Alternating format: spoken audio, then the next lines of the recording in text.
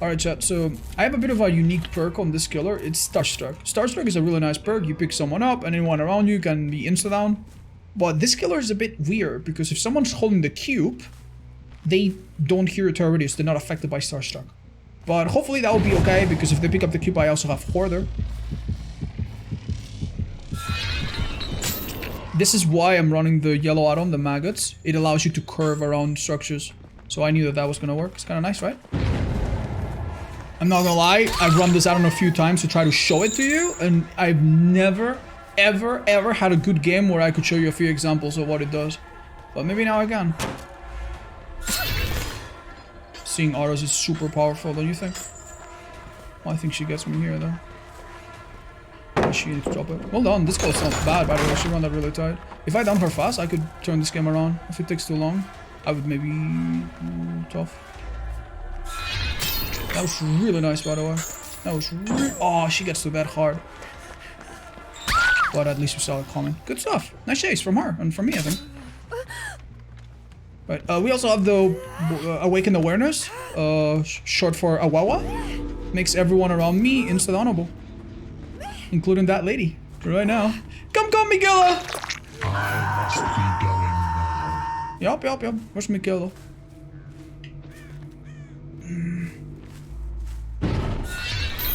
Oh, that could have been a hit. Wait! Are you serious? What's Michaela doing? How long is this Starstruck? A few seconds. 7.5 seconds. Do I catch up in 7.5? Maybe I do.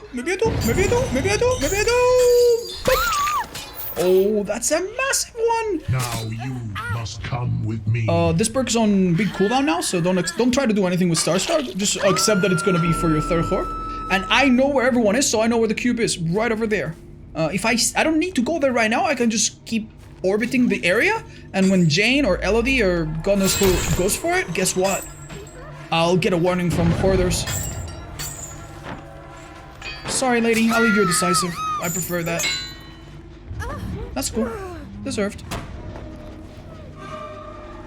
I prefer to do the decisive then. That was really good. Oh! That's so unlucky. So unlucky. Wait, did someone pick you up? I'll hook you quickly in the meantime. What are they trying to do, chat? They're picking up something from the chat. Michaela, what are you possibly doing?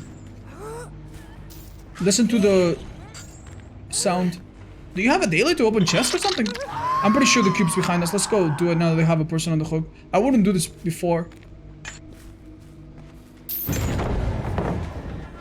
Don't find it. Maybe it's in one of the open spots over there?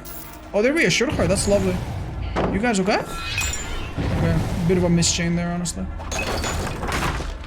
But yeah, if you don't know, I made a video chat that's super important if you want to play this killer.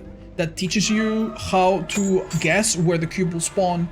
If you know your location and their location, these people do not care about winning. If you know your location and their location, you can kind of triangulate it, figure it out.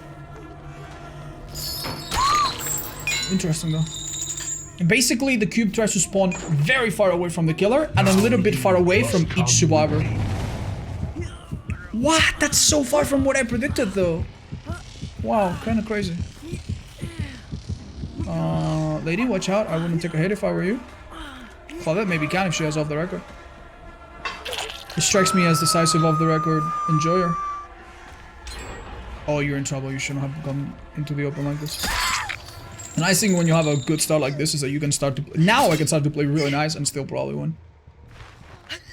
40 and 16 for survivors? No, it's not exactly like that, I think. Maybe that's the minimum, but it's not exactly like that. Sometimes the cube doesn't really have a choice and it needs to spawn close to someone. But it will try to be far away from everyone. The cube uses the same spawn logic as survivors. So, I'll tell you what this means. In Larry's, have you noticed how in Larry's... Oh, Have you noticed how in Larry's, survivors almost always spawn on the edges of the map near the exit gates? Well, the cube very often spawns there for Pinhead. So you can use that a little bit. Let's chase... let's just... Let's chase you. That girl, I'm not sure I could interrupt. What's my perk at the bottom? It's Hoarder. It warns me when someone picks up an item. That's why we saw the Michaela opening that chest over there. It also, when you open a chest, when you pick up an item that you drop from Franklin's, from anything, or the cube, or the vaccines, or not the tapes. The tapes are special. Yeah, so Hoarder works pretty well with the skills power. Hi, Elodie, what's up? Then I have the purple add-on, the foggy lens. It makes it so that I see the autos of survivors like this. For a very long time, by the way. Look, very long time, even after they're freed. Then I have the combo of Agitation, Starstruck, Wawa. You've seen that. And then the other add-on is the one I was talking, it's the Wriggling Maggots or something. It makes your chain curve a bit more aggressively. So what you can do with this thing, right? Sometimes you can do things like this, you know? Like bam. You can like curve around things or even over things, which is what we did at the start. Normally, this is not a good idea. Normally, if a survivor is... Oh, actually, we have a survivor, so maybe I can just show you. Do we have a survivor? Yeah. If a survivor is in a place where you can find them, the best thing you can possibly do, is just put the chain right on top of their ass, like this. And that's it. No chance to dodge, no chance to do anything, right? That's the best. That's normally the best way to use a chain. But there are times where this exception... Ooh, damn, dude, I can't believe... Well, to be fair, that was a bit weird of her. There are times when this is not easy or not possible. For example, in a map like, for example, farm, let's say... I don't make that, it's too far. I can teleport, though. If you go to Rotten Fields or Rancid Abattoir, there are sometimes certain loops that are really round, and they see you over the loops.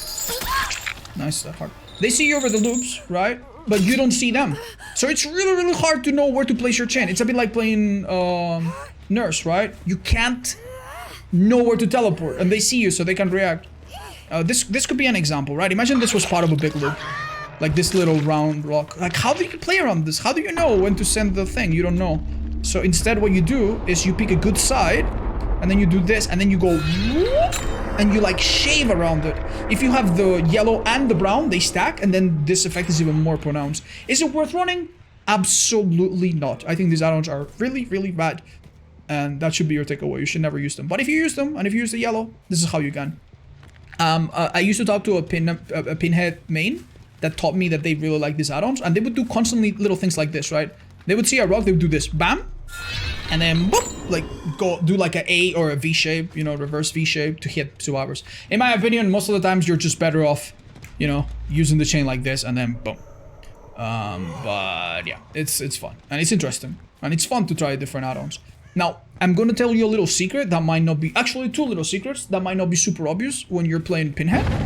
Hello. Don't forget this person's oblivious, maybe they haven't even seen me. Oh, they beat me. Was it a spin burst? Yeah. Oh, it wasn't, because that was live.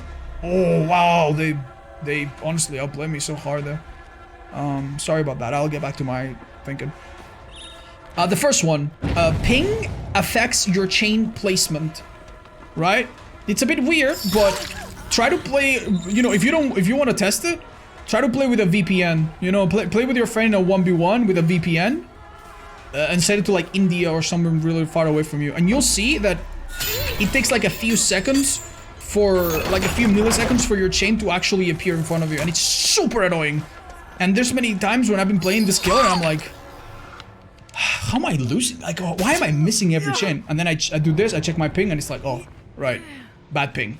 So ping is a bit of a deal. If you play in one of those countries with bad servers that doesn't get really good ping, I'm very sorry, this killer is really hard to play for you. Can you use a chain on you? That's one. And number two, and more important to everyone, not just people with bad ping. This kill goes down, I'm afraid. Start again. You can use chain to check on things, by the way. You see scratch marks and see everything with the chain. See survivors too. I might. If she's here, I'll see her with a Wawa. Oh, that bird was disturbed. I mean, we know she was here. We can walk a bit. Maybe she's around. Very awkward gates. Yeah. But yeah, oh, I saw her for a second. One of the reasons why using the chains, especially from a bit of a distance, is so bloody difficult. Wow, that was a miss. Oh, damn, she really got me there. Oh, she's not going for the exchange. I mean, to be fair, this is a rotten place to be. This is really hard. If she gets the rescue, I'll give her hatch, I guess. This is a really effective thing, by the way. Faking your direction while a survivor is chained is pretty good. Right, but back to my point. The chains do not have a fixed speed. They actually speed up. Right? So one of the reasons why you sometimes try to interrupt someone from a distance and it's so easy to miss, even if you're pretty experienced with the skiller, it's because it ramps up in speed. So if you have one of the add-ons to send the chain really far, tell me if you can see it, chat. It gets much faster near the end. So it's like playing Billy. It's like playing Billy. At the beginning, you have a bit of control, but near the end, if there's a survivor that moves side to side, it's almost impossible to react to it. And this add-on does help a little bit, but only a little bit. Near the end, it makes almost no difference. All right, found the hatch. We can take it to it. Oh, she's stuck. What's over there? So you need to be very accurate. If you want to interrupt people with your cube, I don't recommend that you set the thing here and then take it far like this. That's really hard to do. I mean, that was pretty close, but still. What is better, if you want to interrupt people with your chains, is to set your thing as far as possible, try to find a good angle, and then hit them with it. There are some add-ons to let you send the thing even further. I don't recommend them, they're not insane, but yeah. Hi, Kizu. Yeah, I've seen some twins. On stream, very few, though. GG's, hope better. So what else is there to learn about the chains? Oh, I'll give you some advice. If you're in a small loop, right, and you hit them with chains, you need to know a few things. These are quite important. The more chains that they have on them, the more they're slowed down. I didn't realize this. I thought that if a survivor has 3 chains or 1 chain, it's the same. Big mistake. If they immediately break a chain, they do move a bit faster. The more they break chains, they move a bit faster. So you want your chains to endure. If you throw a chain from the right and then you go through the right, you are inevitably going to run into your own chains and break them sooner. Not a good idea. Your normal go-to thing to do at loops, if you're on the pallet, is to hit them from the right and then come from the left, or the other way around.